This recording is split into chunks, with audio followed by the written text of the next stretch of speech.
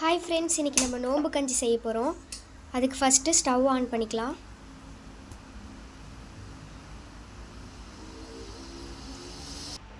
Cooker சூடாயிடுச்சு. இப்போ எண்ணெய் ஊற்றிக்கலாம்.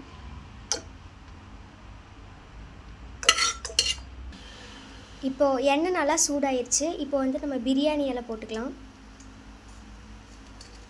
பட்டை, சோம்பு, சீரகம், 3 ஏலக்காய், கிராம்பு இதெல்லாம் போட்டுக்கலாம். அதுக்கப்புறமா வெந்தயம் போட்டுக்கலாம்.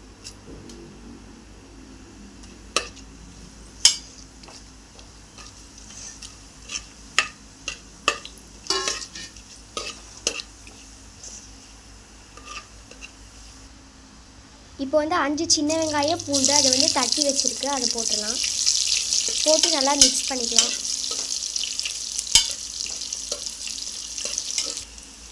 இப்போ பெரிய வெங்காயம் கட் பண்ணி வச்சுருக்கு, அதை இதில் போட்டுடலாம்.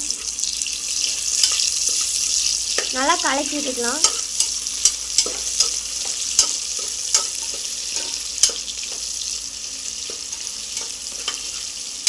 இப்போ வெங்காயம் நல்லா வதங்கிடுச்சு. இப்போ தக்காளி போட்டுக்கலாம். ஒரு தக்காளி கட் பண்ணி வச்சுருக்கு, அதை போட்டுடலாம்.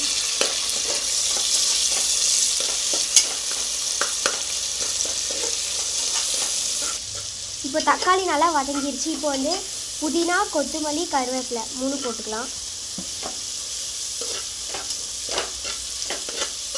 போட்டு நல்லா மிக்ஸ் பண்ணிக்கலாம்.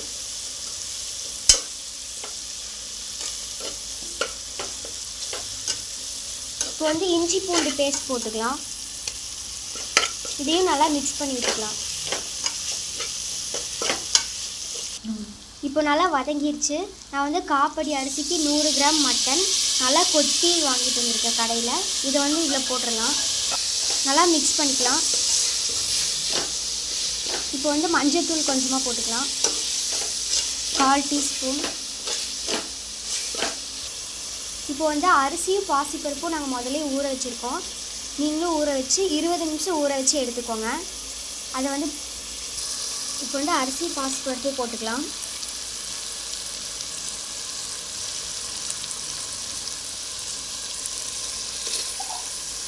போட்டு இதையும் நல்லா மிக்ஸ் பண்ணி விட்டுக்கலாம்.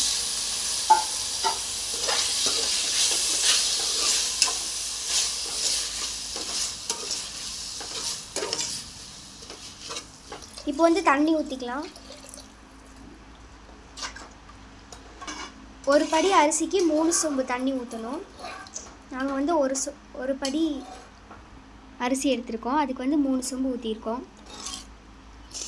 தேவையான அளவு உப்பு போட்டுக்கலாம்.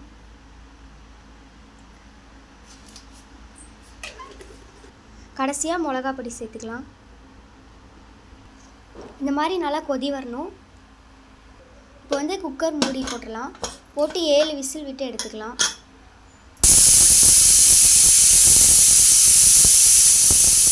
இப்போ நம்மளோட நோம்பு கஞ்சி ரெடி ஆயிடுச்சு. இது மேலே கொத்தமல்லி தூவிக்கலாம்.